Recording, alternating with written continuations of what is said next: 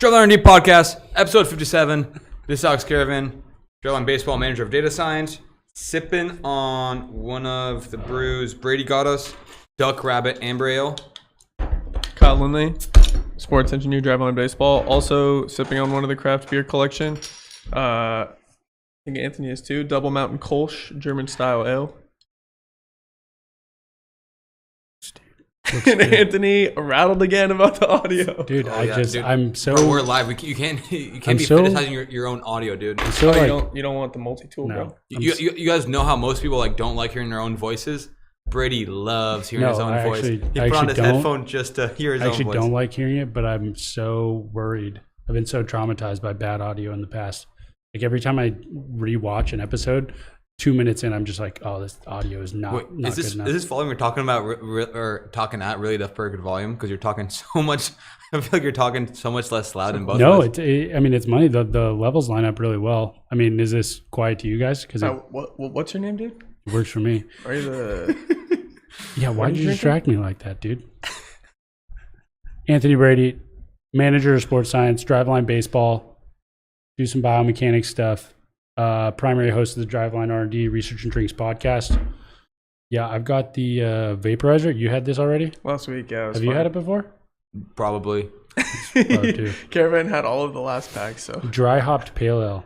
I don't even know what dry hop means. I mean, it's just not just like fresh hops. Fresh hops that are dried out? Is that how it works? Well, that's what regular hops are. Fresh hops are like an oddity. Usually they're dried out because you have to keep them throughout the year. I know Cloudburst does a bunch of like wet hops. So you got your wet hops, fresh hops, dry hops. But they go bad, so you have to dry them out. So you can brew beer throughout the year. We're showing our ass as beer connoisseurs. Yeah, right. pretty bad for. Yeah, I thought you were trying to make a joke about like 57 dry. episodes into dry. It's not wet, you know. No. Stop. It's a week. It's a stretch of a joke. 57 episodes into a drinking podcast and knowledge is pretty low. This might be our most discombobulated episode yet in terms of prior planning. I mean, we got some fire topics. Don't get it twisted. It's so much better to be in person as opposed to the Zoom setup. Yeah, this is so much nicer. Still getting used to it, gonna be honest. But hey. What? Yeah. What do you mean? Dude? Just like human to human interaction? Yeah, I'm really struggling with that lately. Yeah, Lindley has to have his left hand on my knee at all times to remind himself I'm there under the table. Anthony knows. I was struggling with it in Texas when we went. I couldn't even talk to a server. No, he's fine. He's fine. No. What were you gonna say? I was gonna say we had all three of us, and then the rest of the sports science department. We're out drinking beers on Thursday, right? Rubens.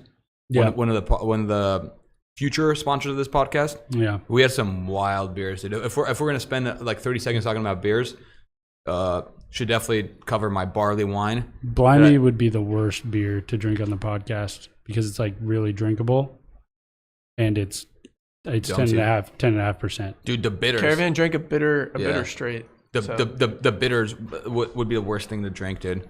Yeah. And whatever barley wine I had, that like 14% thing they poured out of 12 ounce. Gross. Yeesh. That's tough. But yeah, we should talk about, just from a general R&D perspective, you want to introduce some new members of sports science, including a past fan of the podcast? Oh, yeah. New. Past? He's not anymore? I mean, he could be listening right now. You a fan? Sports science got two new team members. First being Kyle Wasserberger, coming out from Auburn. Luisa Skolnicki. Yeah. Come on, bro, drop some stats. Oh, have we not talked about Luisa? I don't think I so. don't think so. Oh, yeah. I mean, she's been on the podcast. But. Luisa, former podcast guest, is now officially under sports science at Driveline Baseball. She's the technology coordinator. I think she announced it on Twitter like a while back, too. We have a bigger following than Luisa's Twitter, though. That's definitely true. Well, I don't know. That's definitely not true. Yeah. Luisa's in sports science now. She's doing some baseball technology coordination.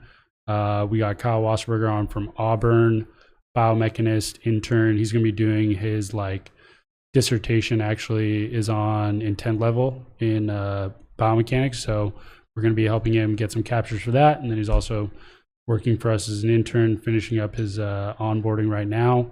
And then Jared Skolnicki, longtime fan of the podcast, one of the first. Yeah. I'm pretty sure his Slack pick is a screenshot from one of the me flexing. one of the last podcasts. two of them have been. Yeah, longtime fan of the podcast.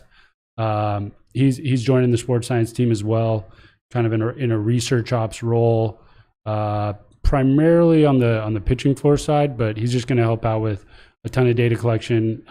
He's jumped on a lot of initiatives with Modus that Lindley's pushed forward to help out there. He's done some in the past as well. Worked with some spin characteristics measurement. Validations of other technologies and whatnot. Jared is a very valuable asset because he can throw with both arms. So for biomechanics testing or Modus captures. Or tracking technology testing even. That's true, yeah. He can throw 50 pitches with his left hand and then 50 with his right hand. But he also has professional minor league TrackMan numbers. Data. Yeah.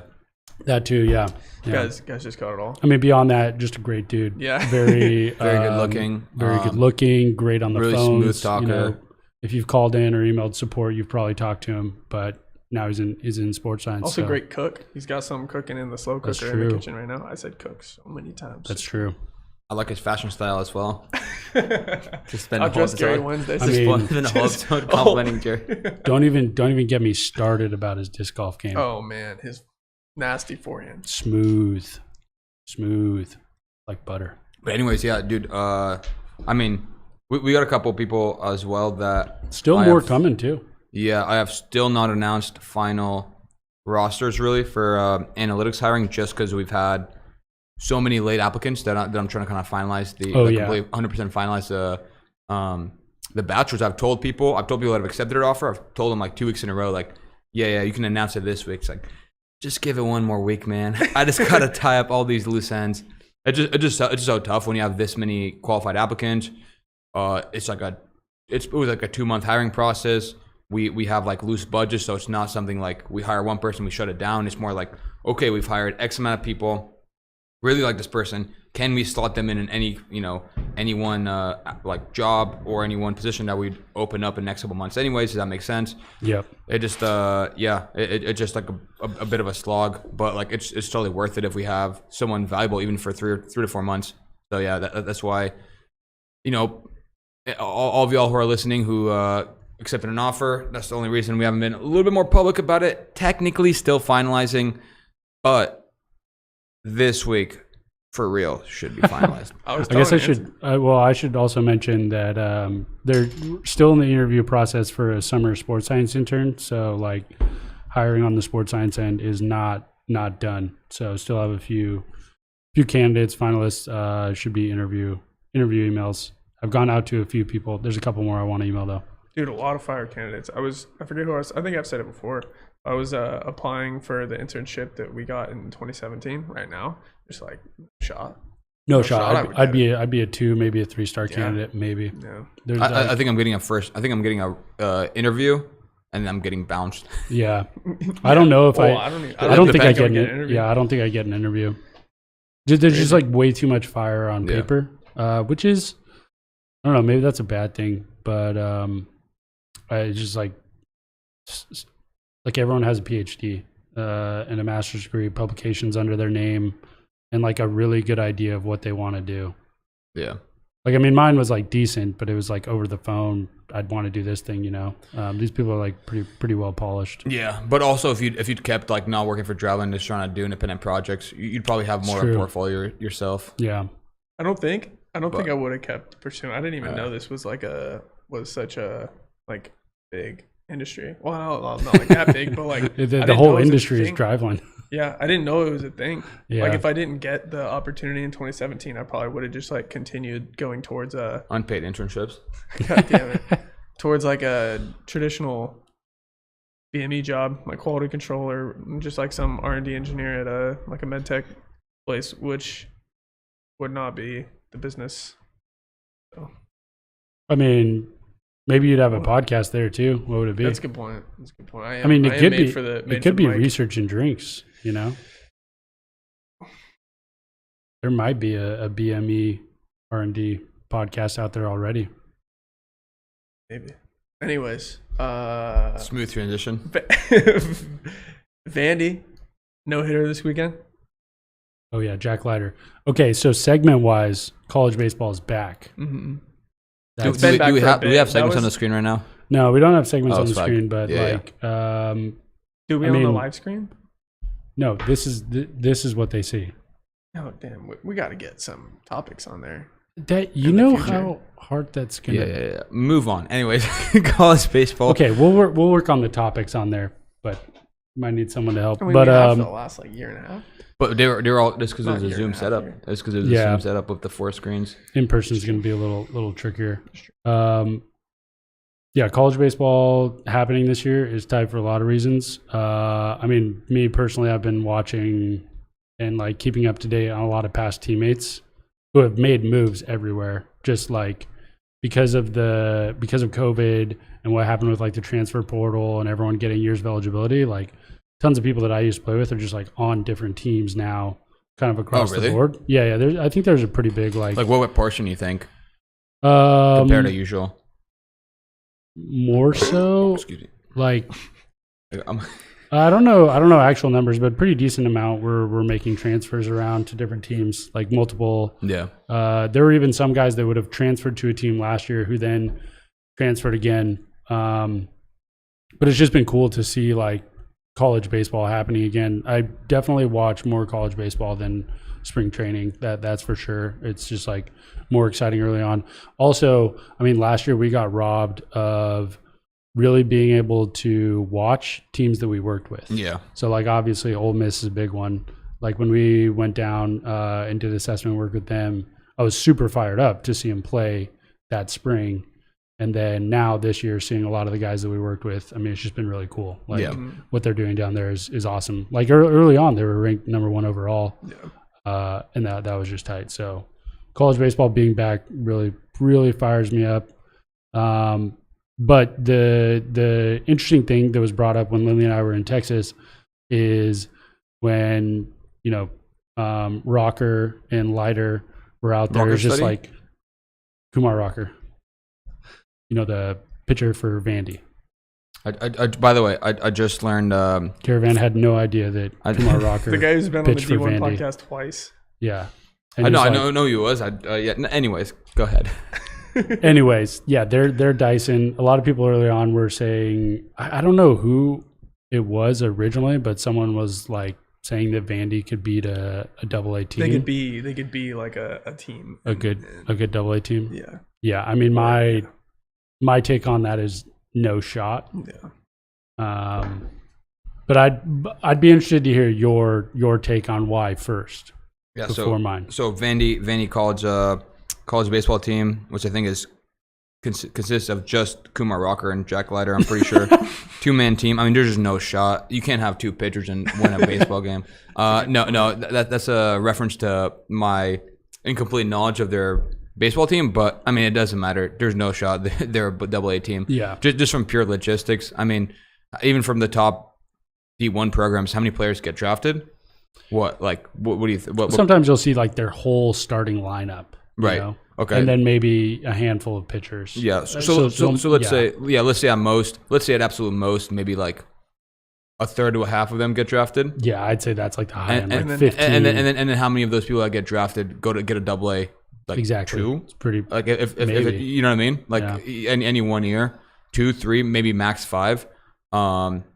So and also as they're going to AA, they're also still improving. Right. You know, it's not even a question. It's not even a question of what is Vandy's team 3 years from now? Would they be a AA team, like the exact same team? Like that'd be a more interesting question because they have the development.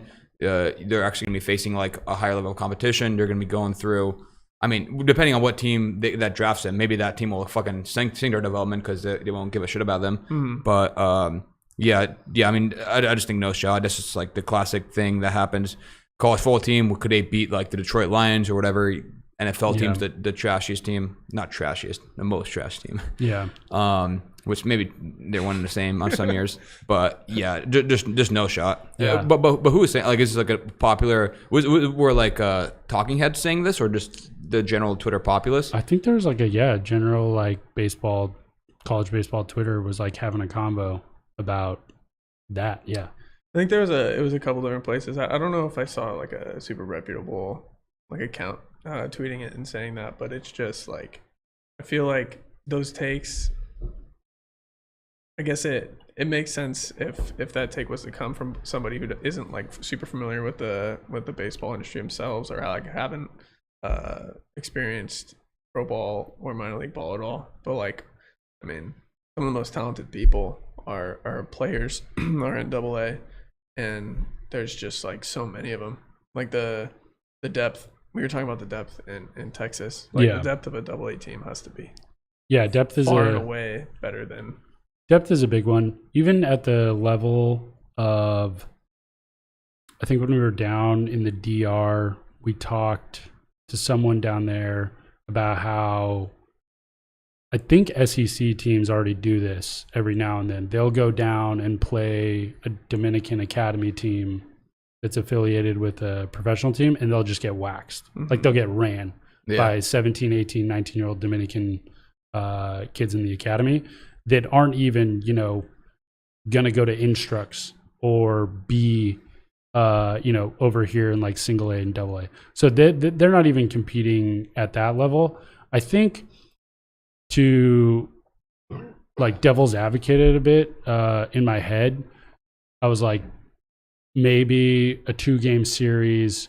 You throw out Lighter and Rocker. And Rocker both go CG. Maybe they are like getting guys out. I think they could. I mean, there's at this point Lighter's probably a lock at the 1-1, and then Rocker's 1-2, 1-3. Either way, those two are within the top 3, whatever it shakes out to ultimately be like.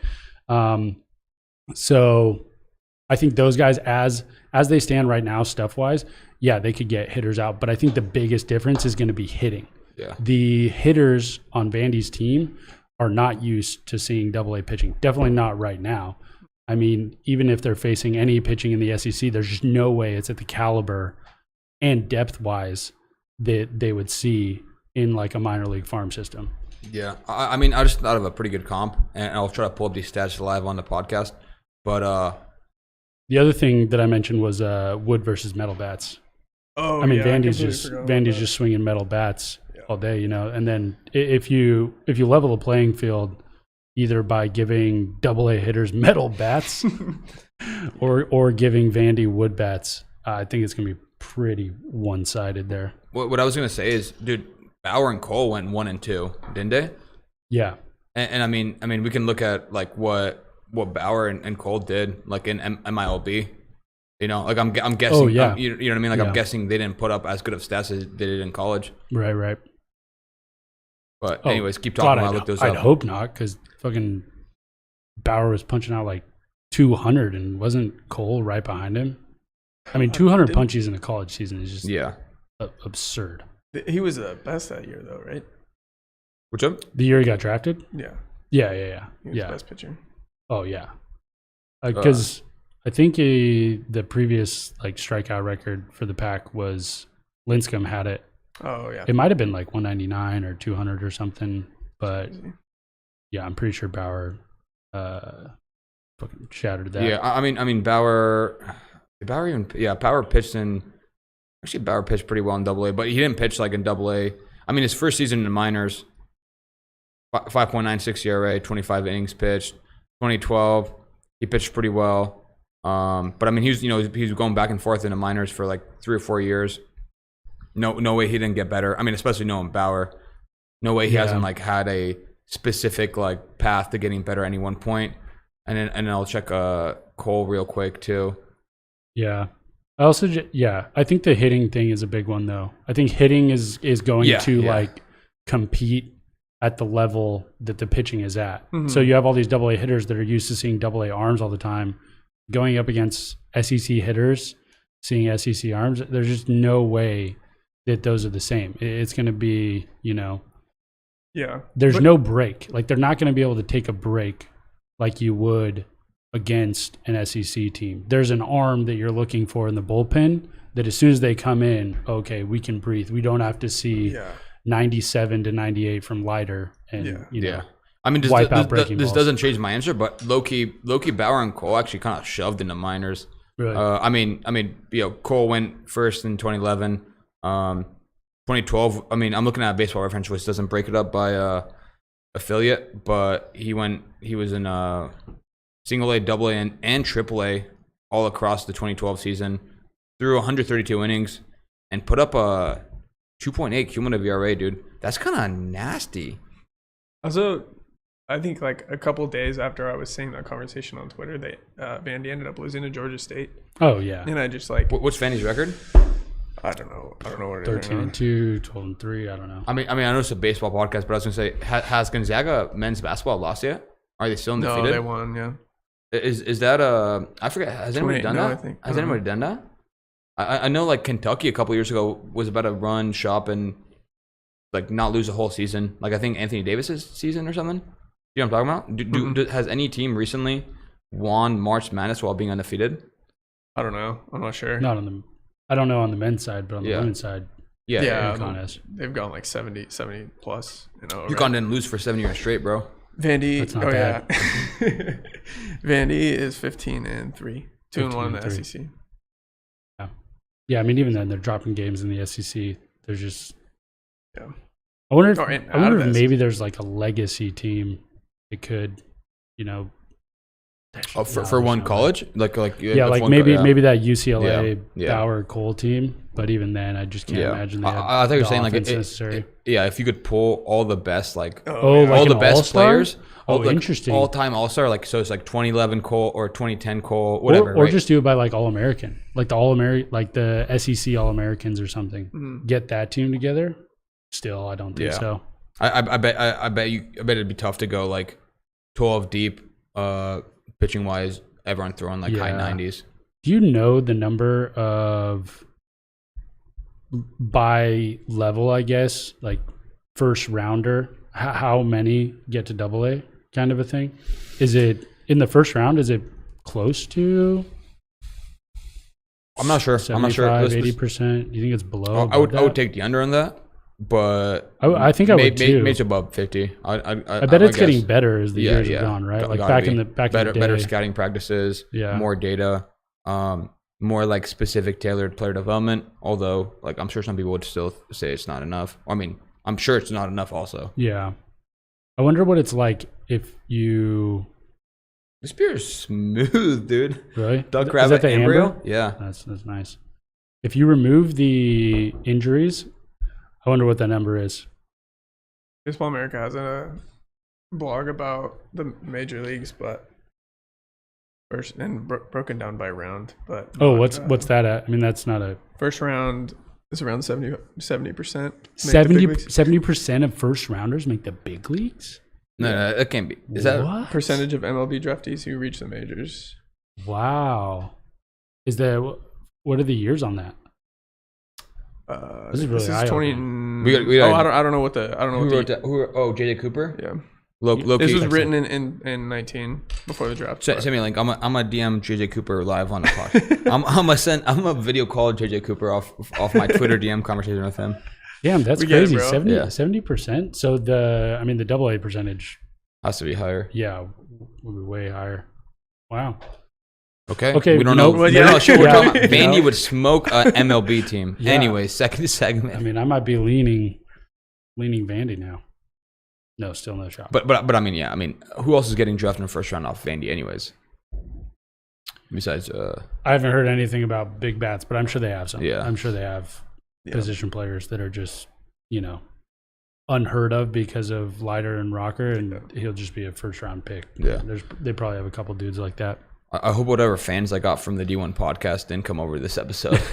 Because during the D1 podcast, I'm like prepping for it. I'm pulling out. I don't know if you guys saw that episode where we did a snake draft. If you haven't checked it out, and if you're into college baseball, definitely check it out. AK, if your Twitter handle is Mason _ McRae. We'll throw the link in the description. Yeah. But no, dude, we my last D1 podcast I was doing, we were drafting people based on projected college WAR and trying to see who would overperform. And I did like a little bit of prep for it, not too much, but I obviously had like a couple diamonds in the rough. And I'm sounding like an actual college baseball, well learned person. Yeah. And then besides that, I was like, I know 5 college baseball players, bro. I mean, hey, college baseball's back. You could just start watching. Yeah. Avs Coyotes tonight, 7 p.m. Oh. What time is your game, though? Hockey Freak has a game at 8. Yeah. 8 p.m. I'm down to try to sneak in if you want. Okay. Oh, I think you guys can. We can or can't? Yeah. There have been people at all the other games. I'm about to sneak onto the ice, dude. Please, I went ice skating. give me less ice time. I went ice skating with Brady and his girlfriend and some of her friends a couple weeks ago, and I was the only dude that cared. And I never skated before in my life, so obviously I'm eating shit. I was doing like the what do you call it? It's like a training thing. It's like, like how old people have those walkers. Yeah, it's like that version that you slide around. When I went, it was just like a stack of upside down buckets, and you just held. And oh no, it was like a legit one. Yeah, like it was like dude, I was hauling ass, just making round trend, head down, trying to not fall. Just use the hockey stick as your walker, dude. That'll keep you upright. It was a sight. It was Jesse. Jesse looked at it and she was like, "That's what I imagine someone with Parkinson's look like if they're trying to skate." It was just like limbs flying everywhere. It was so crazy too, the way your like skates, if it was on skis, he would be like crossing tips all the time. It was the weirdest crossover. That's why I don't go skiing with you, bro. I want to. I'm just normally so bad at it. I'm literally gonna kill myself. Anyways, what we got next on the invisible segment? Youth baseball invisible coaching. Segments from AA professional baseball to coaching youth athletes. Oh yeah, okay. I mean, yeah, when we were in Texas, or maybe it was Arizona, we were somewhere. Yeah, it was in Texas. We were on the road with the mobile lab set up at the facility where we could work with the athletes. It was a shared space, so there were people working with athletes over there. And it had been a long time since I'd been around coachisms. Just because of COVID and everything, no mobile tours. Yeah, and also just being here, you don't hear like a coach talking to a player during a bullpen and then start to talk about Greg Maddux or stuff, a lot of even before COVID, a lot of the facilities and places we went to just like didn't approach coaching like that. Yeah. So this is youth baseball. People are telling youth pitchers to throw like Greg Maddux, who threw above 95 when he was in his prime. Yeah. So he was talking about like command. I was thinking about that a lot because the context that he was talking about it in, the kid was throwing on the mound had to be 10. Yeah, 12. Young kid. Yeah. Young kid. Wait, sorry, you said this is in Texas or Arizona? Texas, yeah. Okay. So it's a super young kid throwing on the mound. Guys like catching for him.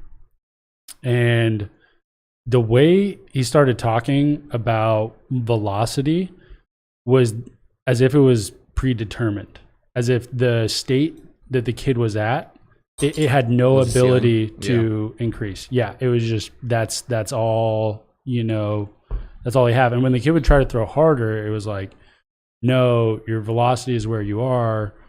You just need to locate better. That's how you'll get outs. Like, you ever heard of Greg? And then he hit you ever heard of Greg Maddux? You got to look up Greg Maddux. What did kids say?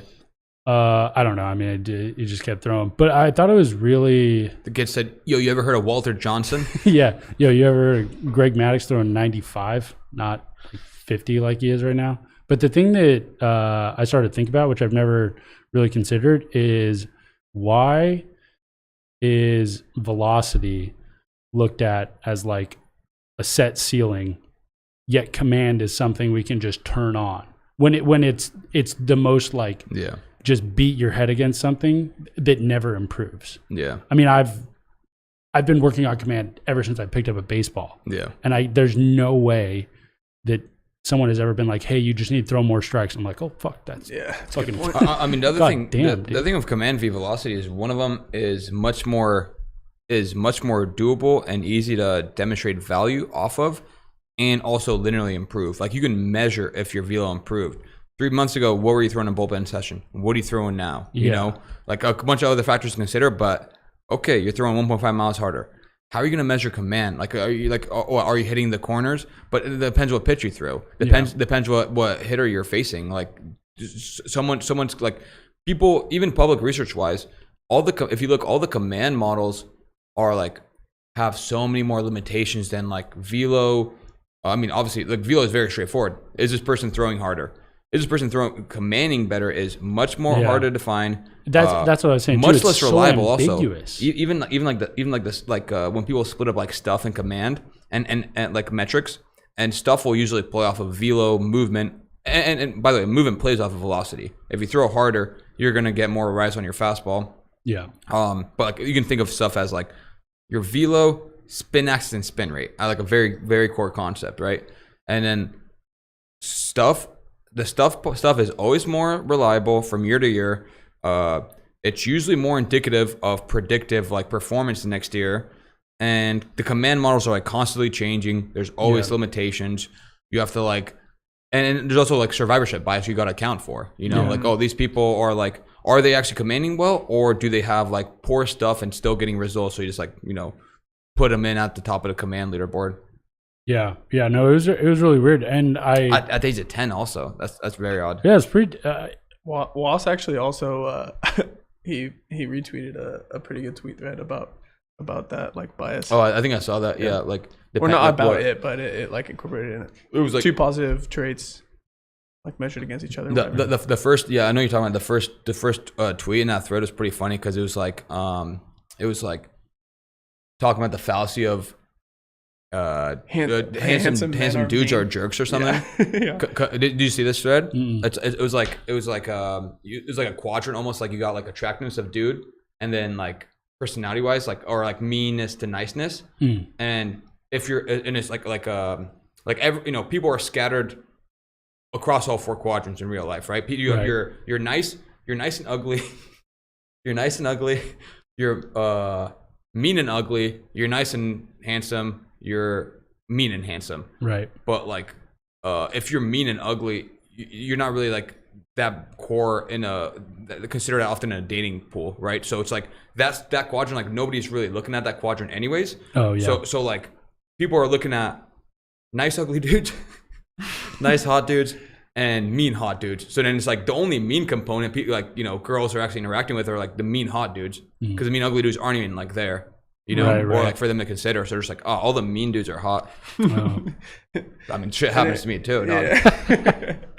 Turn this into a dating show. You mentioned this, how like you would never tell somebody to just like throw 5 miles an hour harder. You know, like if somebody's like trying to throw as hard as they could or whatever, you wouldn't just like say, all right, now you need to throw it like 82 instead of 77. You know, but like, people all the time say that about command. It's like, okay, do that, but like it was a ball. Like do that again, but like don't throw it in the dirt or like whatever. Yeah, it's so weird. I was thinking about it too from like when I coached like the 15 and 16-year-old team back in the 2015, 2016. And even then, I mean, there were definitely times where we would hit the ball in the air and lose a game, and I'd be like, we need to hit more ground balls. Yeah. Mm-hmm. Which won us a ton of games because we could just hit the ball on the ground. They were maybe going to make an error, but we just had a ton of speed, so it was unfair. We could just beat out ground balls. Mm-hmm. We hit a fly ball, it was like, whatever. But even then, it was so weird how quickly, you just kind of like confirmation bias your way into that. But it's also, I just think it's weird that, you look at the pitcher and you're like, can't do anything with velocity. But I can definitely tell him to locate better, and he's going to locate better. Same thing goes for hitting. If they're popping up all the time, just be like, hey, we need to hit more ground balls. It's like you can not, positively make a change towards like line drives, fly balls. But, for some reason you coach against that and then into like hit more ground balls kind of a thing. Yeah. Also, I do think that there is an element of attention and focus and just like general cognitive ability and like command.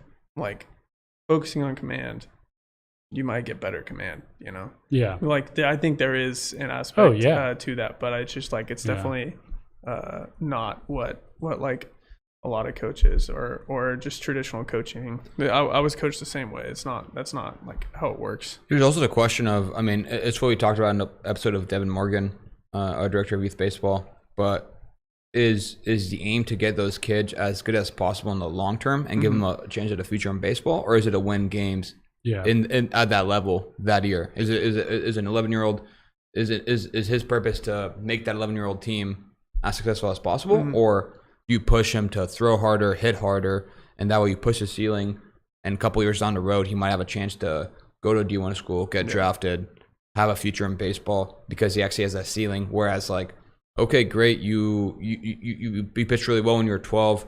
Now you throw 87 and nobody's even looking at you. Yeah. Yeah. Or you were on a team. This was no joke. This was more or less our team was the one you're coaching? Yeah, hit a ground ball, get on base either through air or whatever, and then automatic steal. Because, youth baseball especially, if you don't have a good catcher, it's like the biggest like threshold position for you're just, they're just going to take bags like crazy. You steal second, bunt over to, maybe we bunt over to third right there, doing no outs, just because like they probably don't even field the bunt well anyways. Now we've got first and third, steal again. Now we're second and third, no outs off of a ground ball, like to start the inning, which is really easy to do. We could just do that all day compared to actually, doing something that made them better baseball players later on. Like, and we won a lot of games. Yeah. Yeah, same thing in other sports too. Like, I don't know how much I know you don't really a ton, but I don't know how much you follow like NBA prospects when they're about to get drafted and stuff. But like the common thing that always happens, and I think NBA teams are getting smarter about this, but you'll have dudes that are athletic freaks that'll just like get buckets, high school, college, and then you're just like, yeah, but you're not gonna be able to do that in NBA. You can't shoot for shit, so you're not gonna get drafted high. Like just players in general will get docked. Like almost like the classic example is Luka. Like the classic example against this is Luka Doncic. I don't know if you know. Yeah. He's like Kings are mad about him, or Kings fans. Yeah. I'm still really mad, dude. It was a you're prophecy. A Kings fan? Yeah. Oh, I didn't know that. But he was just like slow, not that athletic. He was playing in the Euro League, and then people were like docking him because he's not as athletic as he's like the most athletic college basketball players. But he could always shoot and handle. He was already like playing at the next level, like skill wise, and then like completely mapped over to NBA. Because if you can't beat a dude when you're not faster and stronger than him, and you have no backup plan, like it's not you're not gonna have as many chances to have a successful career. And then same thing in baseball. If you can't blow by a dude, if you can't blow a fastball by a dude when it's actually a good hitter used to seeing like high 90s, then you're gonna not have as great of a career. Actually, kind of now that I'm thinking about it, though, kind of an incomplete metaphor, baseball, basketball. Anyways, arm action. So I guess it came up a couple weeks ago. Travis Sawchik brought up on March 5th, tweeted had a thread about arm action, or he called it the shorter arm circle or elbow spiral. I saw that. And how it's becoming kind of popular. Like big leaguers will come back after an off season and be super short with their arm. And like short is like one of my points here is that short is like pretty relative. subjective. Oh yeah. And like saying somebody has who you calling short, dude? I'm 5'9". like there's some, I forget who it was. It may have been Crochet. But I saw him like a highlight on Twitter a couple days ago, and his arm action is super short. Like he stays like right here, you know, like as opposed to like we talk about. I mean, I've seen on Twitter, and I know I was coached this as well when I was younger, like reach back and everything. And so it's just pretty interesting. But they're like in response to Travis's thread, Mike Son showed an analysis they did with Pitch AI. Johnny Asel hit me and Dean up on in response and asked what if we would change Nick Anderson's arm action or would suggest that he tried it. And my like take is that it's just more of a timing thing than anything. Like a lot of these effects, so like Mike Son talked about in his analysis, I guess to describe arm action length, they did length at the wrist joint. Was it wrist or the wrist travels. So like the distance that it moves in space between when the lead leg like peak height and foot plant, which is similar to how we've tried to describe it, or I've tried to describe it in the past with like average elbow flexion. It's not similar, I guess not that similar, but I think it would correlate pretty closely. Just like if your elbow is on average more flexed throughout that, it's going to travel less. Yeah, it's just your hand would travel less. But basically, he said that the effects were really small on velo and elbow torque, and then what was the last? Oh, and then they did a deception proxy basically. So how like a shorter arm action might lead to the ball being visible to the hitter less. Longer. Yeah. So very interesting, but the couple like my take is that it's more of a timing thing than anything.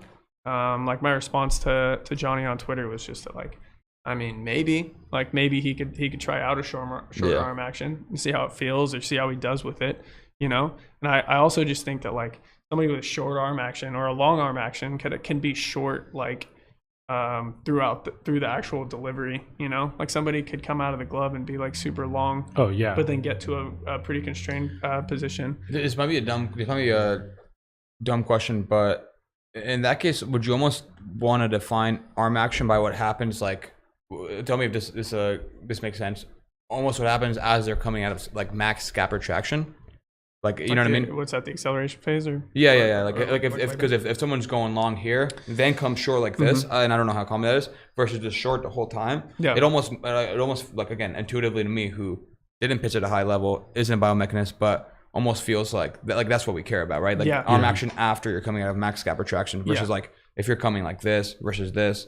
100%. It almost doesn't even, maybe one's more effective or one's like less fatiguing, but in terms of like actual specific pitch mechanics. I also think that's like what was like my primary point is that you can like before that you can do a bunch of different things like I remember looking at Carter Cap's delivery when I like first started full time. Joe showed me, and it's just so crazy.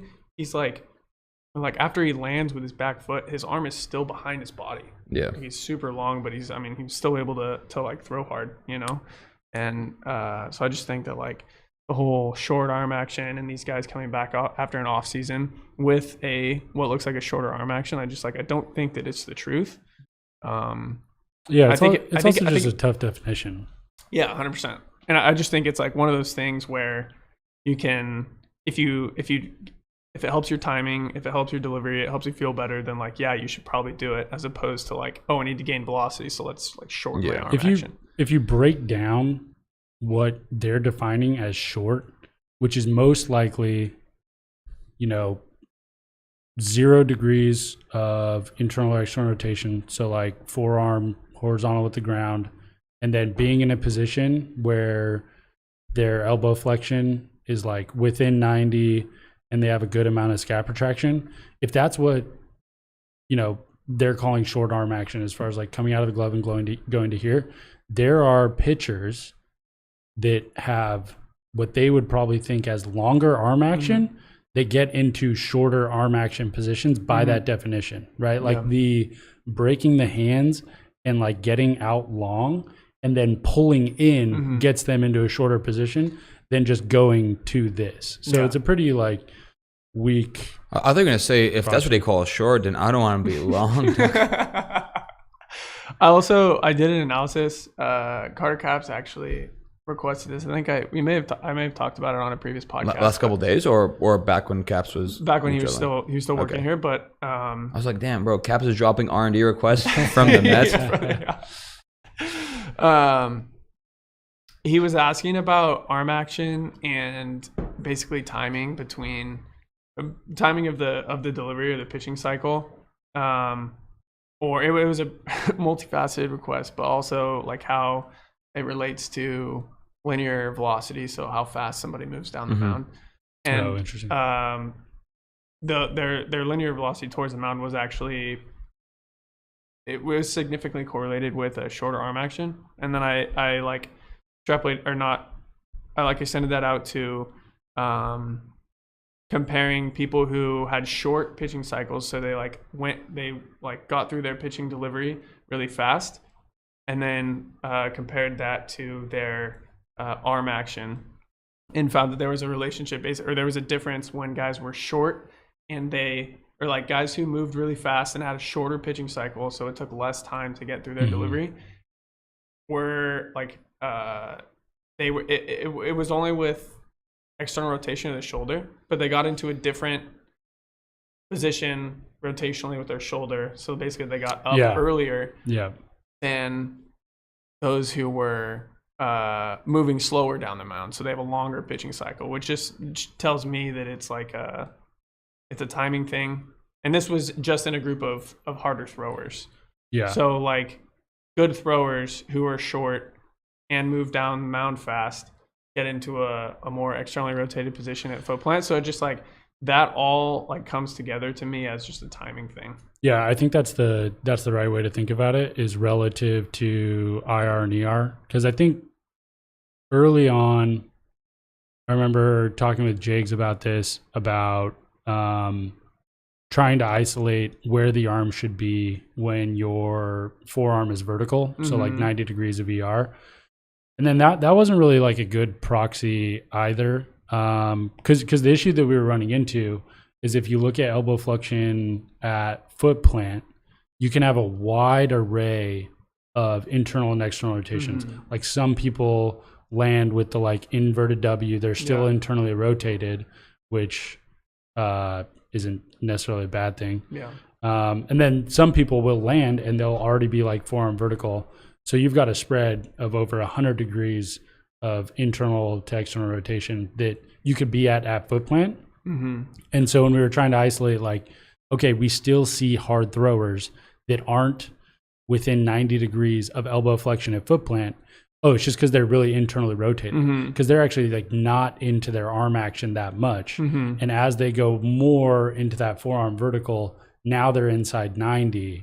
That's fine. I also think it can be okay there. I think it also relates to the midsection. And like if you're that guy who's still internally rotated at foot plant, like you can probably be more closed with your lower half, your pelvis and your torso, and you probably don't need to be blocking already. It goes because you're like earlier in your pitching set, and you're like there's more time until you actually get into layback and deliver the ball. So you have time to develop all those other attributes. So. It goes even further than that. I mean, it goes all the way down to the lower half and like lead knee extension, impulse, velocity, impulse, like all of that, right? Like where you're at in that kind of that's the other one. So elbow flexion at foot plant being a problem, then also torso rotation at foot plant.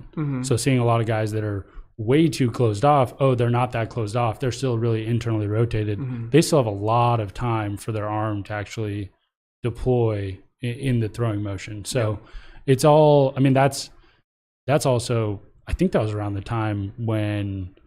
So your initial buckets work? No, we were pushing for more to like export all the time series data. So it was like, it was a pretty long time ago, but we just kept looking at the POI metrics based around like foot plant, some maximal events. That feels and it was like, ago. they're so different from each other. There are so many possible movement strategies, how it actually deploys, that if we just bucket bucketed everyone by elbow flexion and foot plant like we used to do, we'd run into those issues all the time, right? Yeah. Because this, like being at, 70 degrees of elbow flexion when I'm at 90 degrees of external rotation, when I'm already up, like this is not a good position. We can pretty confidently say that you should be inside 90 Not as you're going going backwards, back. yeah. Yeah. So if Going you're here, this is bad. If you're here, it's not really that much of a problem because you still have time to come in, and then the arm deploy is like better. Like ultimately, you can get to the same position that this person is, even though a foot plant you're like extended more. Yeah. And I mean that whole thing though with the people come back, oh, he's got a shorter arm action. I mean, I think that's just pretty classic. People looking for the one rule or one metric definitely. to, oh, everyone needs to have short arm action. Like not, a lot of people are going to change their arm action to be short now, and it's not going to be better, Yeah. Somebody also responded to Mike's comment because in his analysis, it was insignificant, but there was on average the long arm action had lower elbow torque, and one of the responses was, "Oh, so I'm not going to tear my UCL if I'm like more extended with my elbow or whatever." It's like, yeah, I think the whole oversimplifying it to one arm action being the truth. Is that just individual Baseball is data points? such an uphill battle. Is that an individual data points for everything in a graph? Yeah, put up? so Would these you are- drop a link in the description? Yeah, definitely. So there's velo It's groups. not like within subject differences or anything. Right? No, yeah, they're all between. And that was the other thing yeah. he noticed because I guess I think it was also insignificant, but velo was higher with shorter arm with his definition of shorter arm actions, and velos were higher and torques were higher. So like those are also related. Yeah. So like it could just be a between group difference. Yo, random question, but just curious. Any post bracket beef with you and Son, or you guys good? Oh yeah, we made up. we made up. It took me a while to get over it, but Wait, what do you mean you beat him with Son? It'd be him getting over it. no, who did I lose to? Oh, Bart, yeah, it was, dude. Bart, we had no, him on. You were seething the whole time. For fans of the podcast, Lindley told us before we got Bart on, just said, listen, let's ask him about Seamsters Awake, blah, blah, blah. Yeah, we get it, bro. Moving not tracked by Rapsodo. And let's just fucking get over it. Let's Disclaimer, keep I it said none 45 of these minutes things. tight. Yeah. No, just me kidding, and Bart. Microphone. What was our? Drop steps. You guys want to talk about drop steps? Yeah. So- Dude, I'm still we're pissed like- that someone said that someone was like, oh, so shorter arm action would tear my UCL. No. It was like that sarcastic. was my burner. It was like that was my sarcastic. burner. Yeah, no, but a lot of people people just think of it like Yeah, that. Like exactly. the whole Do you think- introduction of stress and torque into baseball was done so poorly that there's no way to overcome it. Like at this point, it's just And torque also being called like stress. On a ton torque, of UIs stress, moment, all this stuff. data I mean, dictionaries. it's, I think that's almost a negative. also the cadaver study, whatever it was, there was like the UCL breaks at about 32 Newton meters. You know, like fatigue strength or whatever. Yeah. Like when it UCLs break at 32 Newton meters or whatever it Yeah. is. It's like, okay, yeah, that's definitely how it works. Just like looking at stress, absolutely. yeah. I don't know if baseball ever overcomes that. I was about to say, what do you guys think are the Mount Rushmores of baseball research? Just like sit on my side of the camp. Like it's like one of them's got to be like bat speed, right? Like bat speed versus like swing adjustability or Bat what the speed. fuck people are calling it. I mean, velo used to be one. Yeah, Like velo used to be velocity one. used to Velo's be kind of coming one. out of it. I mean, yeah, there's still plenty of people like we just Yeah. talked about, but like it could be bat speed versus whatever. Torque and stress. Yes, has torque gotta and stress is be. a good one. The other one I was gonna bring up is, I mean, we're kind of talking about arm action. I don't know if that quite makes it. Wait, what's the opposite for torque? What do you mean? What do you mean? Torque and stress, just like them being Just considered- associating them, yeah. Yeah. Like with injury risk, yeah. Just like mechanics and injury risk. Okay, or like both overanalyzed and underanalyzed consistently. What about maybe like spin efficiency or some sort of. Yeah, I was thinking. So this is like the new age one because everyone's like now people think. I mean, I don't know how many people actually. I don't know the exact proportion of people that think this, but this is a common thing I think people will fall into. They think fastball, you need high spin efficiency. Slider, you need low spin efficiency. Yeah. And then changeups and curveballs like somewhere in the middle. Mm-hmm. Yeah. Which at its most basic, there's plenty of people with like good arsenals that fit into that. But I think that's oversimplifying it so much. Yeah. Like the classic is just like, again, this is like decent level 1 analysis. The only problem is like I feel people pair this as like the ultimate arsenal analysis. But like, oh, okay, yeah. Oh, looks like you need to up your spin efficiency on your fastball because 92. Let's get that up to 99.9. Yeah. Slider, let's try to make a gyroscopic slider. And curveball, as long as it's between 60 and 70, let's keep it there. Yeah. What about the forcing fastballs up in the zone? Also, that's interesting. The another one, strength versus like movement quality. Yeah. Or whatever. Ending in a fielding position. That one, I mean, that's like. We love that. Like it's just so useless. Yeah. I mean, PFPs, baby. PFPs, like bunt Ds, arguably, are just like a total like. And yeah, that's the last one. That's what you got trolled on Twitter about. Well, not you got trolled, but people. Oh yeah. You talking about his gate? No. Fielding positions. I was talking to his dad on the phone. Anti-PFP tweet. I was talking to his dad on the phone about it in a group call that was about way more important stuff beforehand. Yeah. His dad gave me some fire advice. Yeah. His dad gave me some fire advice. Good life advice that we won't I was about to say. We will not be repeating that. Yeah. But yeah, NSFP. ending in a fielding position is, I mean, that's always just been like the biggest joke in the world to me. PFPs. What are we doing, bro? I just saw my base game notification. Max Dudo completed to do. Hitting injury prediction. No shot, dog. I'm unchecking this to do. You heard it here first. Driveline just figured out hitting injury prediction. Yeah. We also figured out. More stress equals injury is on there for me. Yeah. More torque. Looking at torque, absolutely. It's just so poorly communicated. I don't even know how you get over it. Let's smack. Yeah, let's smack through drop step because I think it's a fire topic. I was gonna say, do you want to introduce like what a drop step is and why we decided to demonstrate a drop step? Yeah, I was about to say, do you want to demonstrate a drop step? I am not. Got a green ball for you right here. Demonstrate a drop step right over here. A drop step is when drop step the beer into the wall. Wait, you got a beer cap?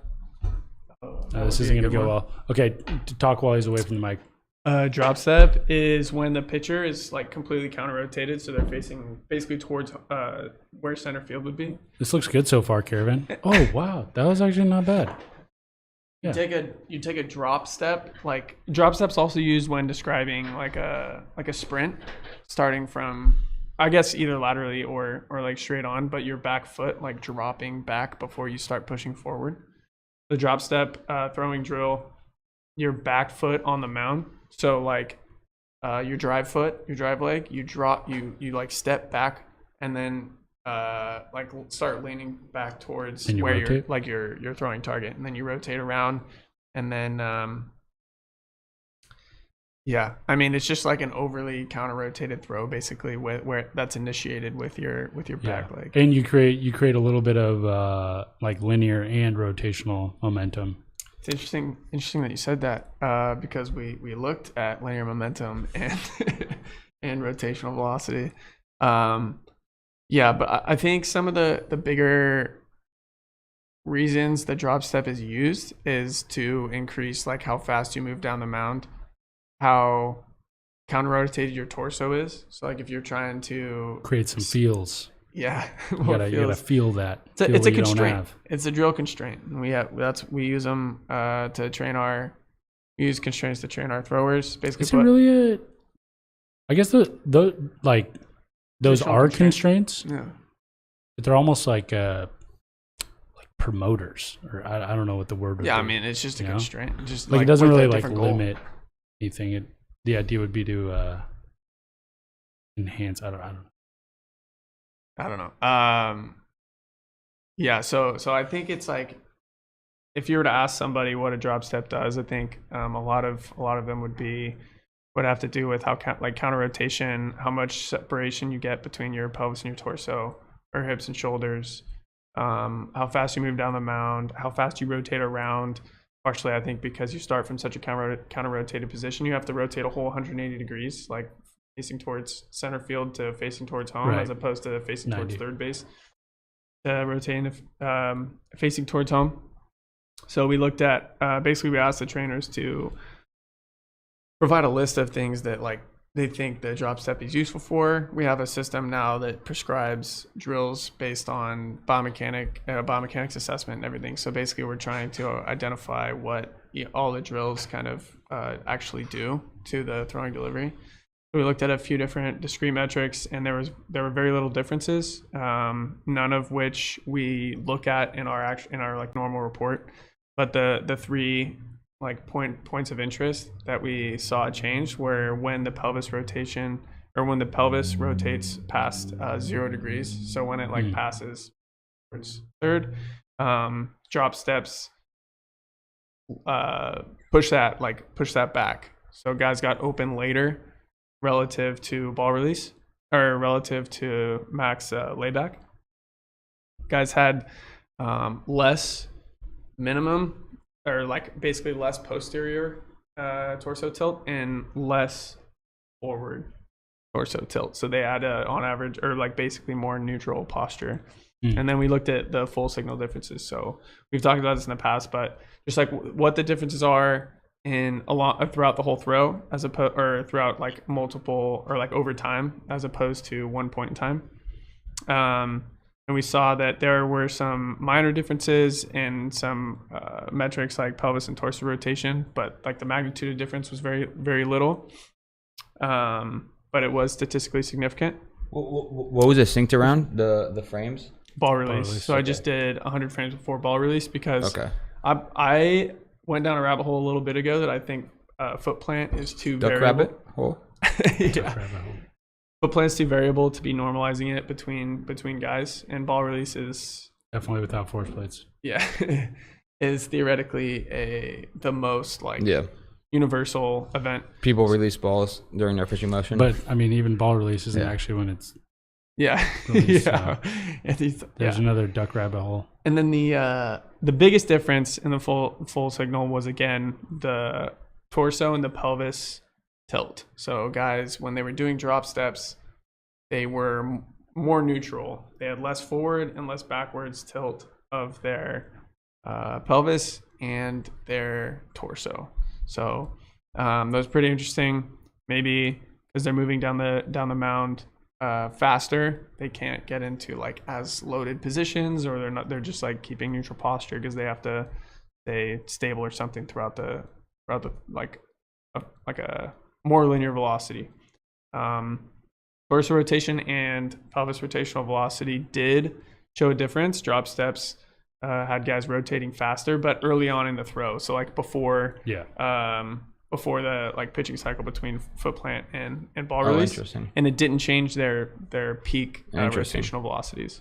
And then same with linear velocities. So their center of gravity moved much faster down the mound early on, but once the athlete actually got to like planted their foot, there was no difference anymore until right before ball release. So I think that guys were blocking a little bit worse in the drop steps, or they could have been blocking worse, or they just like maybe had more like total momentum because they were moving faster early on, so they couldn't stop it as well. Yeah. So those are the biggest things.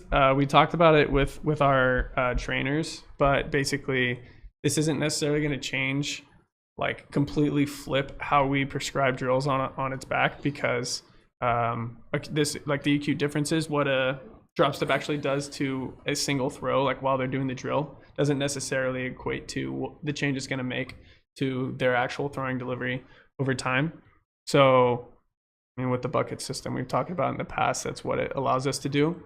See like what the program, what the drills over time achieve with movement differences. So yeah, I was thinking about that more too, because I know Hart asked that question. I think it was a question that most of the trainers have regarding the drills in the buckets. Or general investigations. Yeah. Drills in buckets. I guess I mean that's one of the main things why using the bucket system, looking for actual changes in metrics from that, I feel is almost more valuable or more targeted than the mocap analyses. Than these acute ones.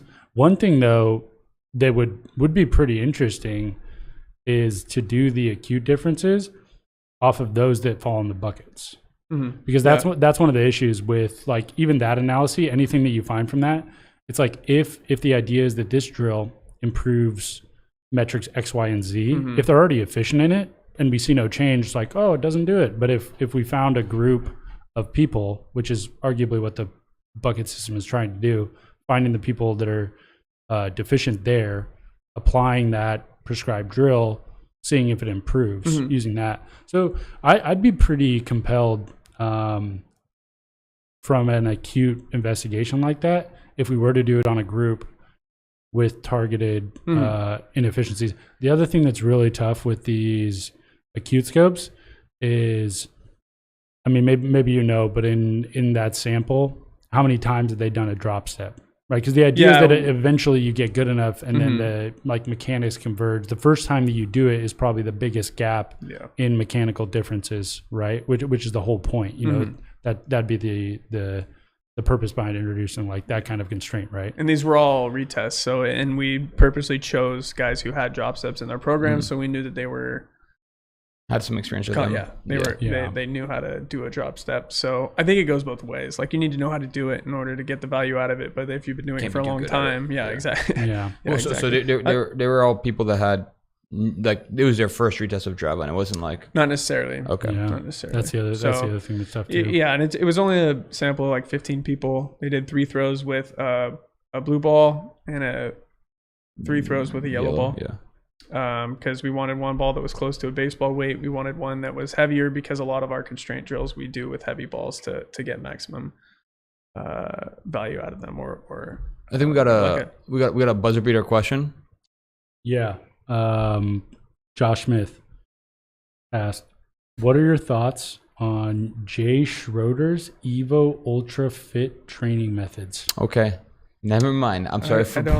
I'm not familiar. Drop a link next time, dog. Especially if you want a instantaneous response.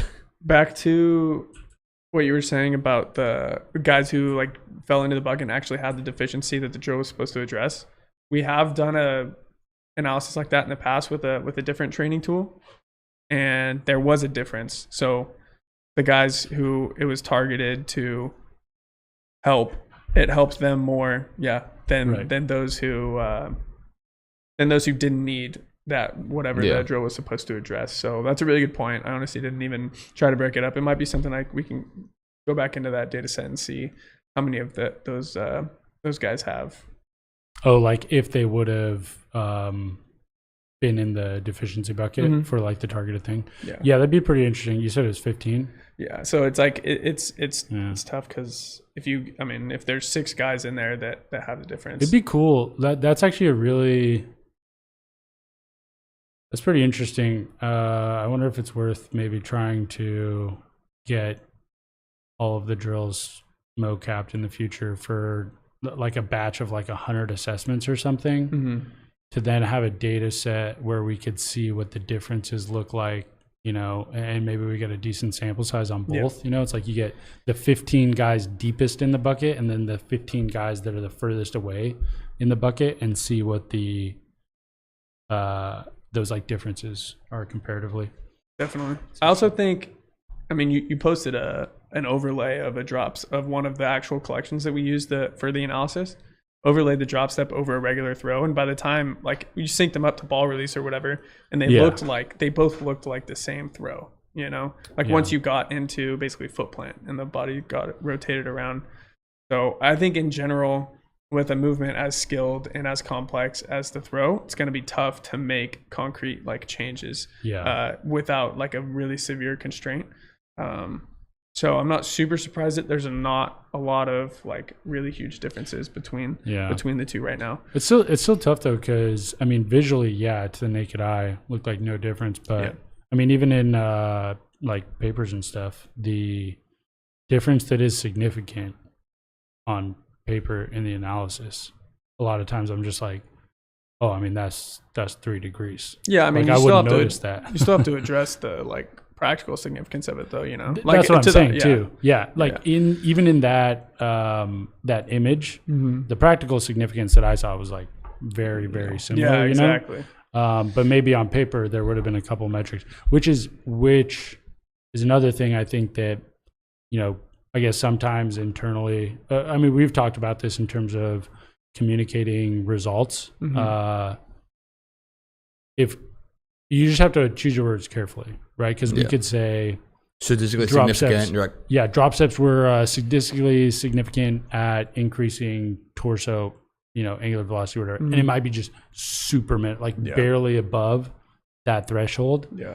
But people who maybe don't understand that versus the practical significance, the application of it, they just run with that. You're like, oh no, that's not what that. you almost have to lead with the quite practical meant. significance and then explain the statistical significance in the background.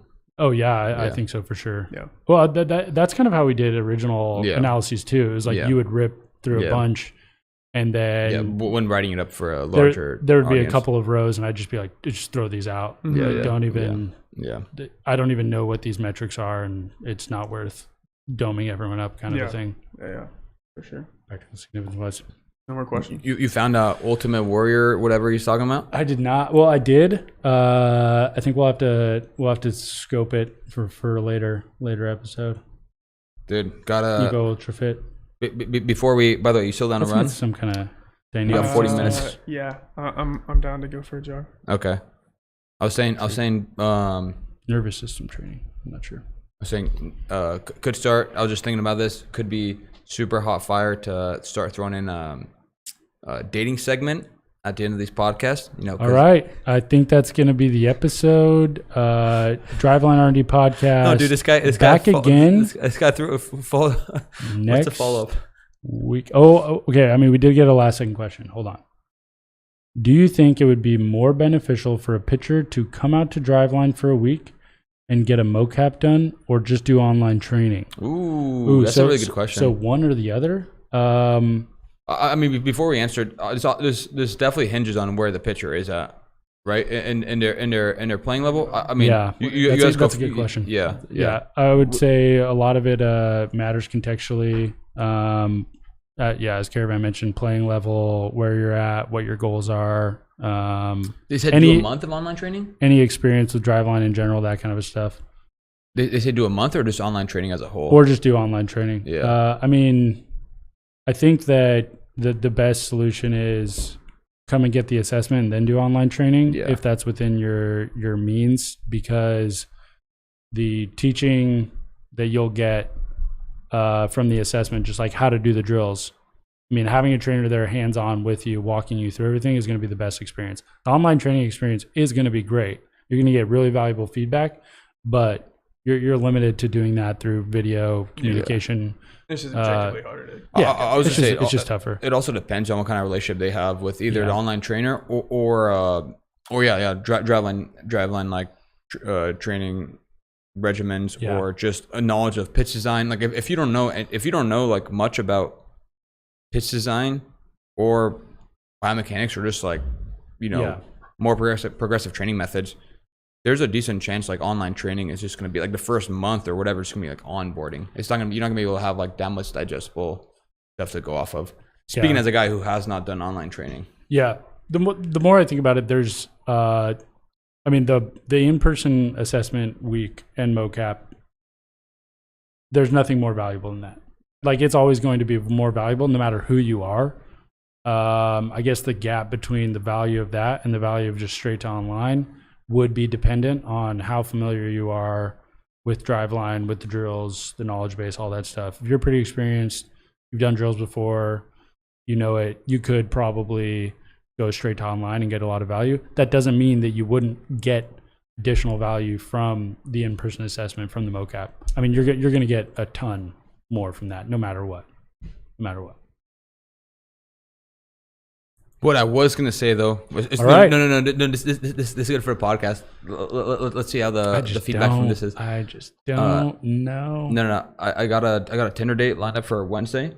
This like girl from Mexico that just moved to Seattle, and we agreed to. Like I said, I was like, yo, I got some fire Mexican places to take you out on Monday or Wednesday, whatever works. Says Wednesday works. I'm like, okay, sounds good. We like agreed to that yesterday. We kind of got like 48, 72 hours between like agreeing to it and actually going on the date. So obviously, as you guys both know from past experience on dating apps, you guys both have girlfriends. You can't just like agree to something and not hit her up, even though like part of me would love to do that because I'm not very into like multiple, like long-term texting or Tinder messaging when I haven't met the girl. I'm still messaging her once every 8 hours, but so I hit her up. I hit her obviously with after we agreed to meet up, I hit her with the default question of like, oh, like what made you move out to Seattle? And her response that I got an hour ago, which is one word. Podcast. No, it said work. Nothing else, just work, no details. Good safe response. So I thought it was funny, and I wanted to set it up as a segue for find out what happens next week, dude. I'm gonna try to make this. I'm gonna try to give this podcast 2 separate audiences. That's gonna bring everyone back. Yeah, and if you want to go on a date with me, I will talk about it on the podcast. So shout out to the 4 female listeners that we don't know who they are yet. All right, end of podcast. All right, Driveline R&D podcast. That's it. See you next week. Peace.